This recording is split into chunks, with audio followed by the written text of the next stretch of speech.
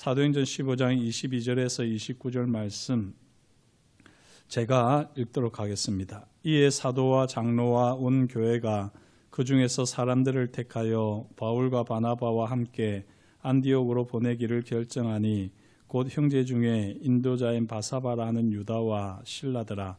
그 편에 편지를 붙여 이르되 사도와 장로된 형제들은 안디옥과 수리아와 길리기아에 있는 이방인 형제들에게 문안하노라. 들은즉 우리 가운데서 어떤 사람들이 우리의 지시도 없이 나가서 말로 너희를 괴롭게 하고 마음을 혼란하게 한다 하기로 사람을 택하여 우리 주 예수 그리스도의 이름을 위하여 생명을 아끼지 아니하는 자인 우리가 사랑하는 바나바와 바울과 함께 너희에게 보내기를 만장일치로 결정하였노라. 그리하여 유다와 실라를 보내니 그들도 이 일을 말로 전하리라. 성령과 우리는 이 요긴한 것들 외에는 아무 짐도 너희에게 지우지 아니하는 것이 옳은 줄 알았노니 우상의 제물과 피와 목매어 죽인 것과 음행을 멀리할지니라. 이에 스스로 삼가면 잘 되리라. 평안함을 원하노라 하였더라. 아멘. 예. 오늘 이 말씀을 가지고 예루살렘 사도회의라는 제목으로 함께 은혜를 나누도록 하겠습니다. 지금 우리는 계속해서 사도행전 말씀을 보고 있는데요. 바울과 바나바가 제1차 전도 여행을 떠났더랬습니다. 이 제1차 전도 여행을 떠날 때에 안디옥 교회로부터 이제 세움을 받고 보냄을 받고 그렇게 선교 여행을 떠났습니다. 이렇게 바울과 바나바가 안디옥 교회를 떠나 있을 때에요. 예루살렘에서 온 이 유대인 출신의 또 지도자들이 있었던 것 같습니다. 지도자라고 말을 할 수도 없겠지만 어쨌든 이 예루살렘에서 온 유대인 출신의 신자들이 있었는데요. 이들이 와가지고는 안디옥 교회에 혼란을 일으키는 것입니다. 예, 그들은 주장하기를 정통신앙은 율법을 철저하게 지켜야지 되고 이방인들도 무엇을 받아야 구원을 받는다고 했을까요? 무엇을 받아야 구원을 받는다? 할례를 받아야 구원을 받는다. 이러면서 그걸 가르쳤던 것입니다. 만약에 바울과 바나바가 있었다면 말도 안 되는 소리, 가당치도 않은 소리 이러면서 그냥 아예 그들의 엉터리 주장을 단박에 일축해버렸을 겁니다. 하지만요, 바울과 바나바가 없는 상황에서 이 정교한 율법주의로 논리를 전개하니까 이 사람들이 그런가 보다라고 하면서 그들의 주장에 현혹되기 이르렀던 겁니다. 뿐만 아니라 그들이 나름대로 이제 세력을 형성하게 되고요. 그래서 바울과 바나바가 안디옥 교회로 돌아오게 되었을 때 이 교회 분위기가 이전 같지가 않은 것입니다. 바울과 바나바의 이 메시지에도 이 반응이 별로 시큰둥하게 되는 거죠. 그래서 이 바울과 바나바의 사역에 적지 않은 걸림돌로 작용하고 있는 이 사람들을 문제로 인해서 바울과 바나바가 예루살렘으로 가게 되지요. 그리고 그 예루살렘에서 이제 사도들이 모인 자리에서 이 엄격한 율법주의를 공개적으로 이제 다루게 되는 것입니다. 그게 바로 오늘 제목에 나와 있는 대로 예루살렘 사도회의입니다. 이 예루살렘 사도회의는요, 신학적으로 아주 중요한 의미를 가지게 되는데 그걸 이야기하기에 앞서 먼저 우리가 조금 이 예루살렘 사도회의를 통해서 알 수 있는 핵심은 교회의 본질은 되어져 가는 존재다 하는 겁니다. 이 되어져 가는 존재라는 말이 요즘에 참 많이 유행하는 표현이기도 한데요. 사람도 이 되어져 가는 존재입니다. 계속해서 되어져 가는 존재인 것을 인식하고 자각하고 그렇게 겸손하게 자기 개발을 해 나가는 사람들은 끝까지 자기 실현을 위해서 성숙하고 성장해 가는데 이 되어져 가는 존재라는 것을 망각하고 내가 되었다라고 여기는 순간 사실은 그 사람은 이제 정점을 찍고 퇴락하기 시작하는 것이죠. 후퇴하기 시작하는 것입니다. 이 인생도 되어져 가는 존재다라고 말을 한 것이 요즘의 유행이지만 사실 이 예루살렘 사도회의를 통해서 우리가 보게 되는 것도 교회는 처음부터 완벽한 것이 아니라 되어져 가고 있다 하는 겁니다. 그게 이 단적으로 잘 보여주는 게 예루살렘 사도회의입니다. 여기서 우리가 배경을 조금 더 생각을 해보면 참 의아합니다. 성령께서 오순절날 강력하게 강림하셨을 때 그래서 많은 사람들이 성령의 인재를 통해서 이 하나님 앞에서 이 회개하게 되고 그렇게 교회가 든든히 세워져 가는 듯 했습니다. 하지만 이 교회는요, 예수님의 말씀에 온전히 순종하지 못하고 이 예루살렘에만 머물러 있었지요. 그때 이 핍박을 통해서 예루살렘 교회가 흩어지게 되어지고 그러면서 예수님의 말씀처럼 예루살렘과 온 유대와 사마리아와 땅끝까지 이르러 내 증인이 되라 하는 이 말씀이 교회의 핍박과 함께 비로소 실현되기 시작했습니다. 그 다음에도 보게 되면요, 이 성령의 사람들이라고 하는 이 지도자들이 결코 성령의 사람이라고 하기에는 부끄러울 정도로 성숙하지를 못했습니다. 베드로만 해도 성령을 받았고 성령의 사람으로 수천 명의 사람들을 변화시키는, 회개케 하는 그런 하나님의 손에 붙들려 귀하게 쓰임받았음에도 불구하고 이방인들에게 구원이 있을 것이다, 이방인들이 성령을 받을 것이다 라고 하는 이 분명한 하나님의 마음을 잘 몰랐다는 것입니다. 우리가 이미 앞에서 살펴봤던 대로 그걸 보면 참 의아한데요, 이렇게 성령의 사람이라고 하지만 그들이 하나님께서 행하시는 일들에 대해서 민감하게 반응하고 그 뜻을 이루기에는 성령의 사람들도 참 고집스럽다는 겁니다. 여전히 되어져 가는 존재라는 거죠. 우리가 정말 하나님의 뜻대로 살아간다 이야기하고요, 성령의 사람이라고 말을 하지만 우리의 삶을 돌아보면 우리는 여전히 구습에 매여 있습니다. 우리의 관습과 전통에 매여 있습니다. 그리고 정말 하나님의 뜻과 상관없이 우리의 습관을 따라서, 우리의 경험을 따라서, 우리의 관습을 따라서 그렇게 타성에 젖어서 살아가는 것이 신앙생활을 잘하고 있는 것이다 라고 여기는 게 참 많습니다.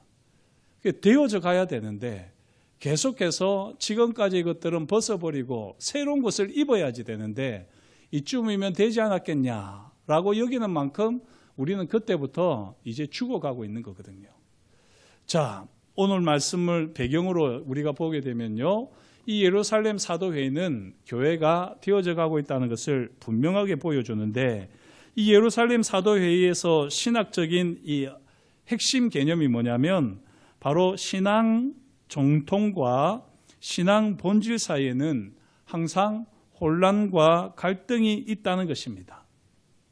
어느 교회든지요, 이 교회를 보게 되면요, 갈등이 있으면 그 갈등은 틀림없이 이 신앙 전통과 신앙 본질 사이의 혼란과 갈등을 성숙하게 풀어내지 못하기 때문입니다.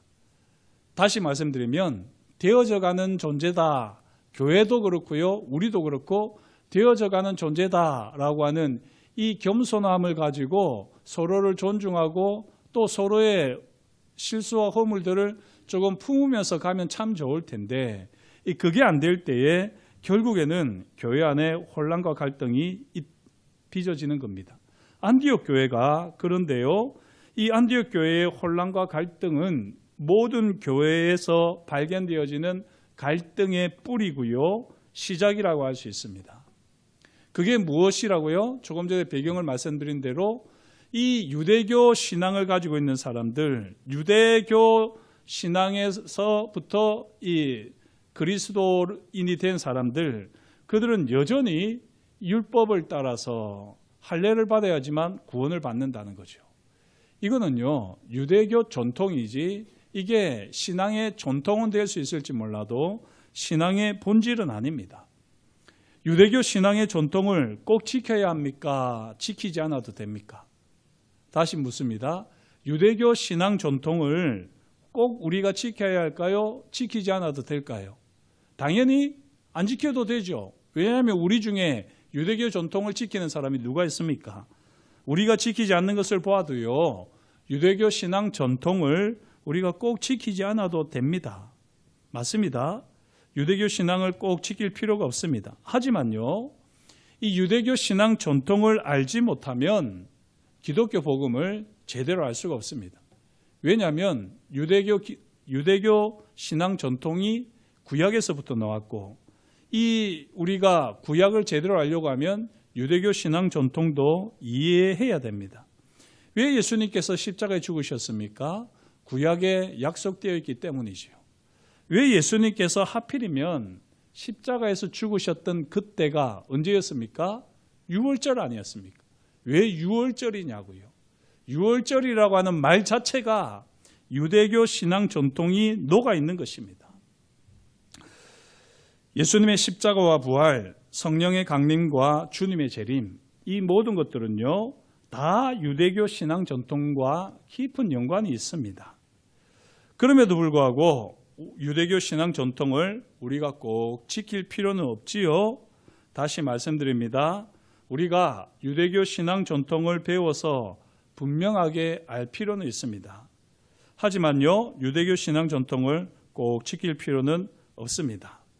이 말의 뉘앙스를 아시겠죠? 우리가 꼭 유대교 신앙을 지킬 필요는 없지만, 그러나 이 유대교 신앙 전통 자체가 아무것도 아닌 것은 아니라는 겁니다. 지금 제가 이렇게 강조하는 이유는 예루살렘 사도회의에서 이걸 다루고 있기 때문입니다. 복음을 정확하게 알기 위해서는 꼭 유대교 신앙 전통을 알아야지 됩니다. 처음에는 성경도 잘 모르고 예수 그리스도 십자가 붙들고 부활의 주님 영광, 부활의 영광과 능력 이것만 알면 되지 싶어서 그렇게 신앙생활 하지만요, 신앙생활을 자꾸 하면 할수록, 시행착오를 겪으면 겪을수록, 말씀을 알아가면 알아갈수록 유대교 신앙 전통에 대한 이해가 우리에게 참 필요하다 하는 것을 우리는 느끼게 됩니다. 그래서 이 유대교 신앙 전통을요, 사실 깊이 이해하는 만큼 우리는 복음을 더 정확하게 알게 됩니다. 왜 그러느냐? 사실 이 유대교 신앙 전통을 통해서 우리는 하나님의 인격을 확인할 수가 있거든요. 특별히 하나님의 신실하심을 우리는 알게 됩니다. 유대교 신앙 전통을 통해서 신실하신 하나님 앞에 신실한 예배자로서는 훈련을 유대인들은 받았습니다. 하지만 유대교 신앙 전통이 우리를 하나님이 기뻐하시는 신실한 예배자로 과연 세울 수 있느냐? 세우지는 못하지요. 다만 이 신실한 예배자로 서도록 우리의 실존을 깨닫게 하는 것이 바로 이 유대교 신앙 전통입니다. 지금 제가 일부러 유대교 신앙 전통이라고 말씀을 드렸습니다만, 로마서에서 보게 되면 이게 율법입니다. 율법. 로마서에서 율법과 복음을 다루고 있는데요, 이 신실한 예배자가 서도록 우리의 실존을 깨닫게 하는 것이 바로 율법이 아니겠습니까? 조금 더 구체적으로 적극적으로 표현하자면요, 율법을 통해서 우리는 하나님께 이룰 수 없다는 것을 확실하게 깨닫습니다. 왜냐하면 율법으로는 우리가 하나님을 만족시킬 수 없다는 것을 깨닫습니다. 그러면 율법은 무엇이냐? 율법은 우리가 상한 마음으로, 깨어진 마음으로 주님 앞에 겸손히 나아가게 하기 위해서 우리에게 꼭 필요한 것입니다. 오직 하나님의 은혜를 구하고 오직 하나님의 은혜로만 설 수 있다는 것을 우리로 하여금, 유대인들로 하여금 뼈저리게 깨닫게 하는 것이 바로 유대교 신앙 전통 율법입니다. 이러한 유대교 신앙 전통이 아니라면요, 모두 다 껍데기에 불과한 것이죠. 그래서 율법이 분명히 복음을 알고 하나님을 알아가는데 나름대로 가치가 있고 의미가 있습니다만, 그 가치와 의미를 상실해 버릴 때 그 율법은 껍데기에 불과한 것입니다. 이 유대교 신앙 전통이라는 것도 그런 껍데기에 불과할 뿐인 것이죠. 이걸 바울이 로마서에서 그토록 이야기했던 것입니다. 지금 제가 이렇게 쭉 로마서 말씀과 함께 이야기를 드리고 있는데요, 유대교 신앙 전통은 필요하단 말입니까? 필요 없다는 말입니까? 필요하다는 말입니다. 유대교 신앙 전통은 필요하다. 그러나 반드시 필수적인 것은 아니다 하는 것이죠.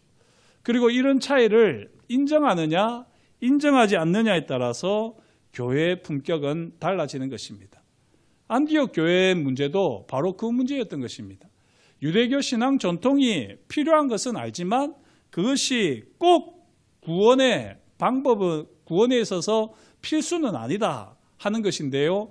이 여기에 대해서 논란이 있고 논쟁이 있었기 때문에 이걸 이제 풀어내기 위해서 예루살렘 사도회의를 가졌던 것입니다. 조금 결은 다르지만요. 오늘날 우리 교회도 마찬가지입니다.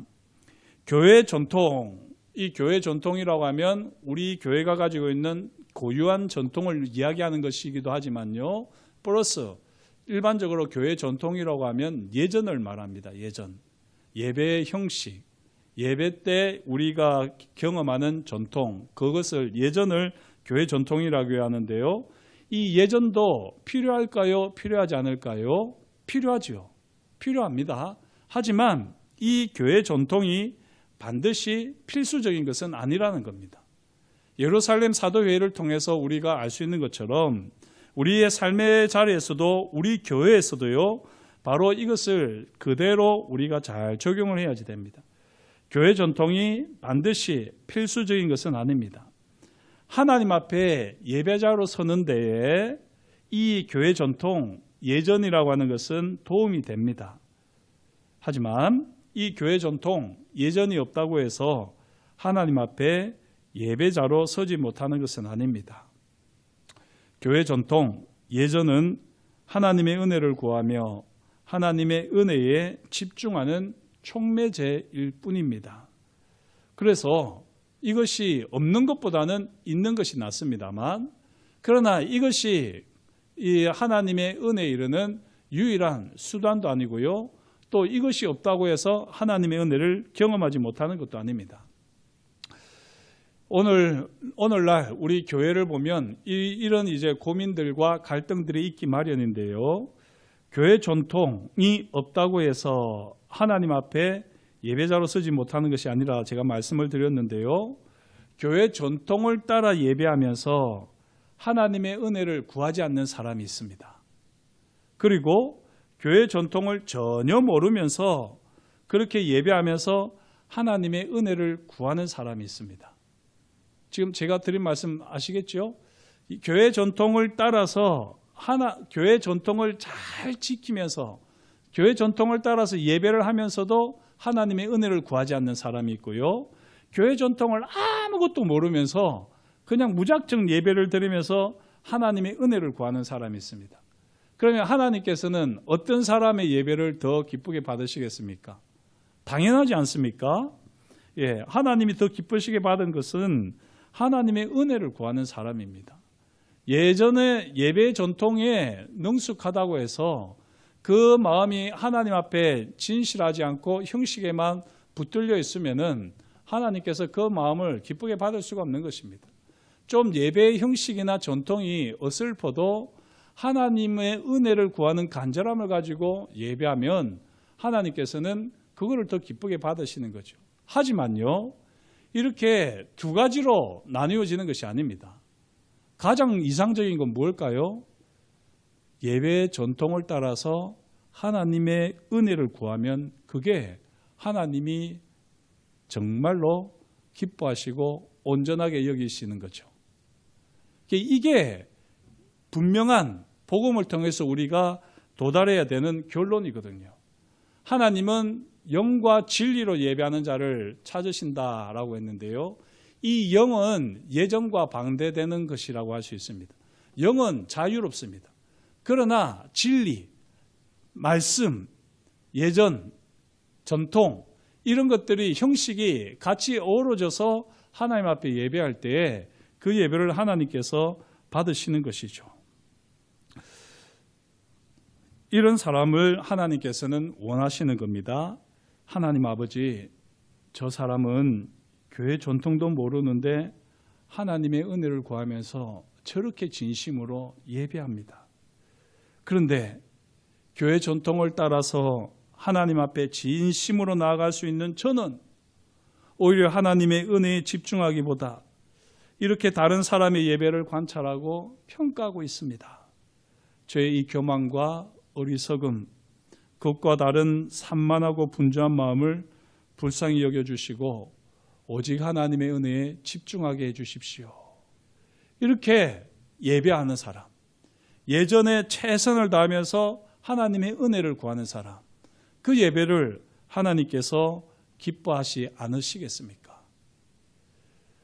자, 제가 좀 빙 둘러왔습니다만요, 예루살렘 사도회에서 이루어진 결정이 바로 이것입니다. 이방인에게도 유대교 전통은 필요하다 하는 것이죠. 이방인에게도 유대교 전통은 필요한데요, 그 이방인에게도 필요한 유대교 전통은 무엇일까요? 하나님 앞에 예배하는데 방해가 되는 것들을 제거하는 전통입니다. 제거까지는 아니라고 할지라도 하나님 앞에 예배하는데 방해가 되는 것들을 분별하고 그것들을 멀리할 수 있는 지혜와 지식을 주는 유대교 전통은 지금 예루살렘 사도회의에서 인정을 하는 것입니다. 이게 바로 정말 핵심이 되는 것입니다. 유대교 전통을 모른다고 해서 이방인이 구원을 못 받는 것은 아닙니다. 하지만요, 유대교 전통을 모르기 때문에 구원의 감격이 덜할 수 있습니다. 구원의 깊이를 제대로 헤아리지 못할 수 있습니다. 그래서요, 예루살렘 사도회의는 특단의 결정을 내리지요. 하나님께 나아가는데 방해가 되는 것들을 제거하는 유대교 전통 4가지만 지키게 하자. 이것이 구원의 조건은 아니지만 구원을 누리는 데 있어서 꼭 필요한 것이니만큼 이 유대교 전통 4가지만은 꼭 지키기로 하자 결정을 내리는 겁니다. 이 4가지가 무엇입니까? 오늘 말씀에 나와 있는 대로요, 우상제물, 피, 목매어 죽인 것, 음행입니다. 이 4가지는요, 오늘 우리 시대에서 보면 안 됩니다. 오늘 생각할 때 우상제물, 피, 목매어 죽인 것 하니까 목매어 죽인 것 하면 뭐가 떠오르세요? 저도 설교 때 한두 번 정도 언급을 하긴 했는데, 목매어 죽인 것 하면 보신탕이 떠오르신 분들이 좀 있습니다. 개를 그렇게 잡으니까. 그래서 보신탕은 먹으면 안 된다. 이렇게까지 이 말씀을 가지고 적용을 하는 사람들도 있는데요. 그거는 그렇게 볼 수도 있겠지만 원래 성경이 말하는 바는 그것이 아닙니다. 지금 제가 앞에서 이야기를 했듯이 이 4가지는 유대교 전통입니다. 그래서 이 유대교 전통이라는 면에서 보면은 이것마저도 사실은 받아들이지 않아도 될 텐데, 그럼에도 불구하고 이 유대교 전통 4가지를 받아들이는 이유는 무엇이라고요? 하나님 앞에 예배하는데 방해가 되는 것들을 제거하기 위해서 이 4가지 유대교 전통만큼은 받아들이자 한 것입니다. 이 취지를 분명하게 알아야 되는 겁니다. 그러면서 이 4가지는 뭐냐면 바로 이교도 성전에서 쉽게 찾아볼 수 있는 대표적인 행위였습니다. 이교도 문화에서 하나님 앞에 예배하는 것이 아니라 그 당시에 사람들이 우상을 이제 다른 신들에게 제사 지내고 할 때 사용되었던 방식, 형식이, 행동들이 바로 이 4가지였던 것입니다. 하나님이 아닌 다른 신에게 바치는 제물들이 바로 우상 제물이 아니겠습니까? 이 제물들은요, 정결하게 드려진 것이 아니라 피채 드려지는 제물이었습니다. 피가 흥건하게 묻은 채로 그렇게 드려지고요, 또 그 피 흘리지 않고 목매어 죽인 것들, 그것들을 피채 드려진 것입니다. 그래서 여기 피채 드려진다는 것과 목매어 죽인다는 것과 이 똑같은 말을 반복하는 것이다, 이렇게 보는 분들도 있습니다. 지금 이것들은 다 지금 이방 신전에서 드려지는 제물들이었습니다. 이런 제물들을 드릴 때요, 신전에서는 음행이 버젓이 이루어지면서 제사가 드려졌더랬습니다. 그래서 이 볼거리, 즐길거리, 먹을거리, 이런 유언과 함께 이방신에게 제사하는 것이 이루어졌기 때문에 이런 문화를 가지고서는 하나님 앞에 예배할 수 없다는 거죠. 이런 문화가 녹아 있으면은, 이런 문화에 찌들어 있으면은 하나님 앞에 예배하면서도 하나님 앞에 제대로 예배할 수가 없다. 그러니까 이 하나님 앞에 제대로 예배하기 위해서는 율법이 금하는 대로 이 네 가지를 우리가 지키도록 하자라고 결정을 내린 것입니다. 그러면서 마지막에 보시면 뭐라고 되어 있느냐? 29절 마지막에 보시면 이에 스스로 상가면 잘 되리라 이렇게 되어 있습니다. 여기 잘 되리라라고 결정을 내리는데요. 이 잘 되리라는 표현은 만사형통하리라 하는 이런 말이 아니고요. 그런 의미가 아니고요. 정확하게 말을 하자면 하나님을 섬기는데 방해가 되지 않으리라 이런 말입니다. 지금 이 말씀이 잘 이해가 되십니까? 이 네 가지만 우리가 잘 지키면 우리가 하는 일들마다 잘 될 것이다. 그런 의미가 아닙니다. 그런 의미가 아니라 우리가 하나님 앞에 예배하는데 왜 예배 생활이 잘 안 될까? 왜 하나님 앞에 예배하는데 하나님의 임재가 잘 경험되지 않을까? 왜 하나님의 영이 생생하게 우리 가운데 역사하시는 것이 경험되지 않을까? 왜냐하면 세상의 이방신들, 세상의 문화에 찌들려 있고 세상의 신을 섬기는데 너무나도 우리가 젖어 있기 때문에 그런 상황에서는 하나님 앞에 예배하는 것이 제대로 예배가 되지 않는다는 것입니다. 그래서 이 네 가지를 잘 점검을 하고 여기에서 스스로 삼가게 되면 하나님 앞에 나아가 예배하는 것이 잘 되리라. 그리고 그때 평안함을 얻게 될 것이다. 평안함을 누릴 것이다. 라고 예루살렘 공회의에서는 확실하게 결정을 내리는 것입니다. 결국 이 네 가지를 지키면요, 하나님을 제대로 섬길 수 있고 하나님을 섬기면서 평안을 누릴 수 있다 하는 말입니다. 자, 이게 바로 예루살렘 사도회의인데요. 이걸 조금만 더 생각을 해보면 처음 믿는 사람들은 아마 이런 이방신을 섬겼던 문화에 젖어 있었고 또 그런 습관들이 남아 있어서 그런 방식으로 하나님께 나가야 된다고 하는 이런 생각이나 습관이나 문화에 영향을 받고 있을지도 모릅니다. 하지만 이제 정말 하나님 앞에 나와서 신앙생활을 하게 되면 이 네 가지가 어떻습니까? 사실은 별로 그렇게 신경 쓸 것도 아닙니다. 신경 쓸 필요가 없는 것 아닙니까? 하나님 앞에 예배하다 보면 하나님 앞에 예배하면서 말씀과 기도 생활을 하게 되면 이 네 가지는요, 어느새 그냥 쏙 물이 다 빠져버리는 것들입니다. 그 어떤 면에서 보면요, 이 조건은 전혀 필요 없는 조건이기도 합니다.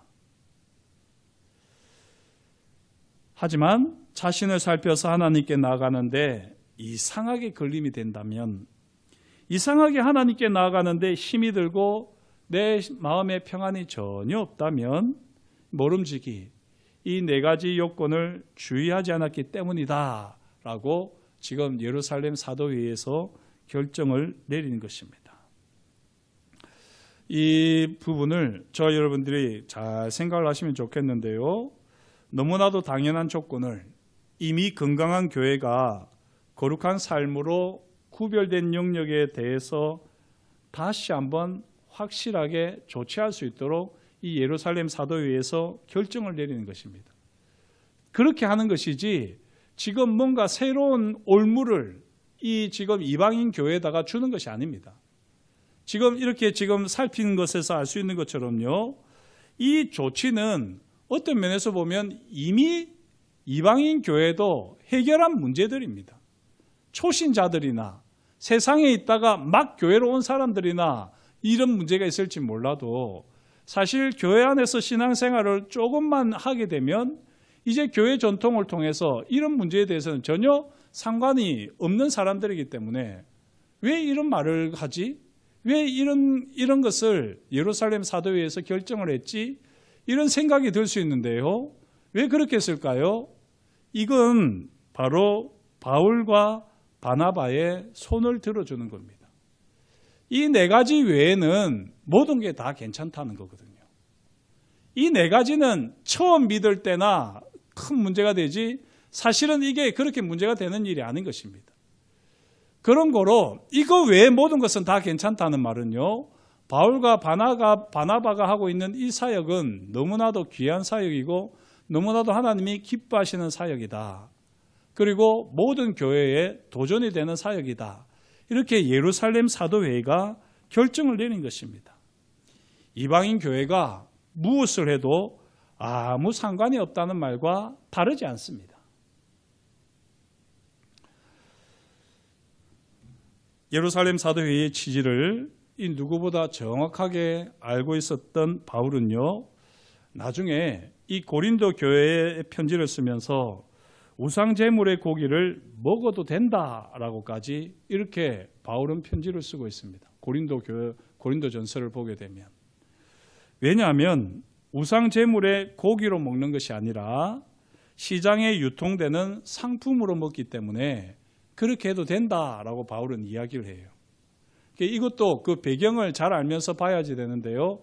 예루살렘 사도회에서 우상의 제물을 먹지 말라고 분명히 이야기되어 있는데 바울은 그 예루살렘 사도회의의 그 결정을 무시하고는 고린도 교회에다가는 이렇게 우상 제물의 음식을 먹어도 된다고 이야기했다라고 말을 하는데 그게 아닙니다.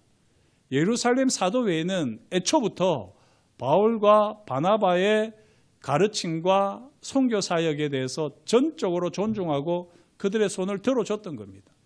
이 근본 취지를 바울은 너무나도 잘 알고 있기 때문에 그 근본 취지에 맞게 고린도 교회를 향해서 이야기할 때도요, 사실은 모든 것이 다 가하다.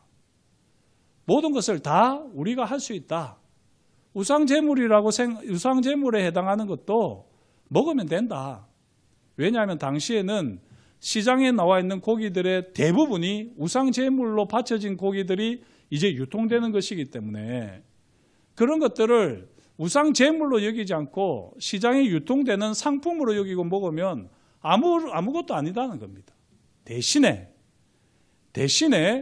이것이 우상 제물이다라고 여기는 사람이 있다면 그 사람의 연약한 믿음을 위해서라도 그 사람의 양심이 무너지지 않도록 믿음이 좋은 우리가 덕을 끼치기 위해서 먹지 않는 것이 잘하는 것이다 라고 바울은 고린도 교회에 편지를 합니다. 바울이 보여준 이 진리의 적용은요, 참 오늘날에도 많은 오해를 낳기도 합니다. 왜냐하면 사람들이 복음의 본질을 제대로 이해하지 못하기 때문입니다.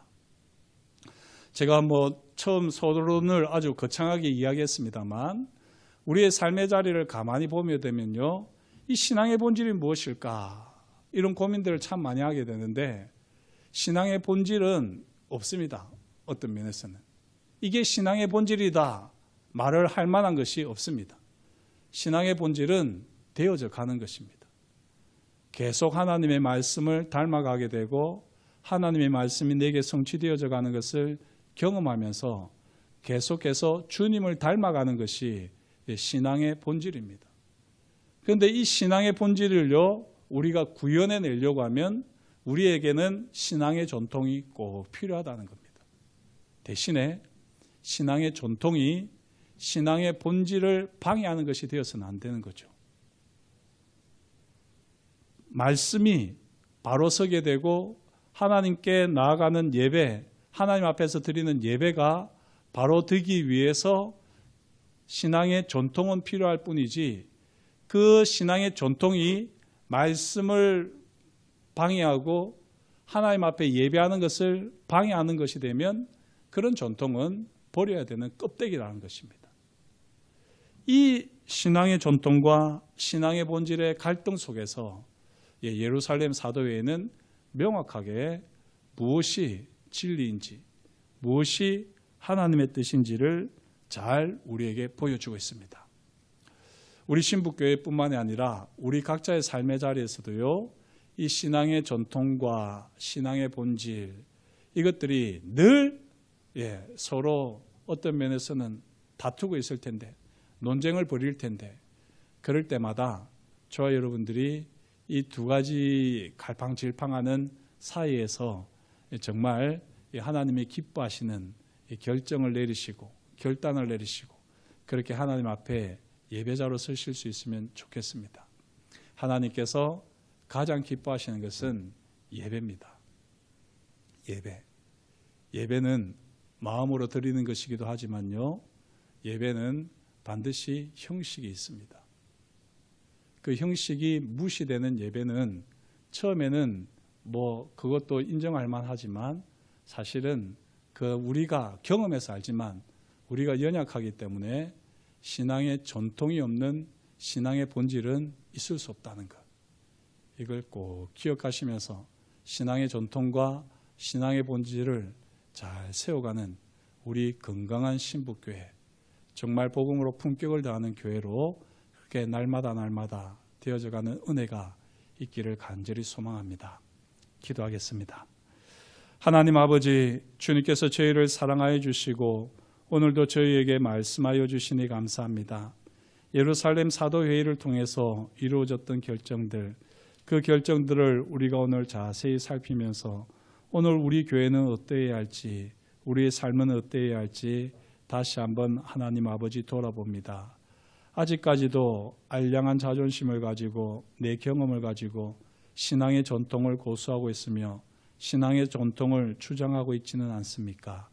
신앙의 본질을 더 잘 알아가는 우리가 되어지게 하시되 그 신앙의 본질을 잘 세워가기 위해서 꼭 필요한 신앙의 전통을 우리가 사랑하고 고수하게 하시되, 그러나 신앙의 본질에 방해가 되어지는 신앙의 전통들은 과감하게 벗어버릴 수 있는 하나님의 사람들, 성령의 사람들 되게 하여 주옵소서.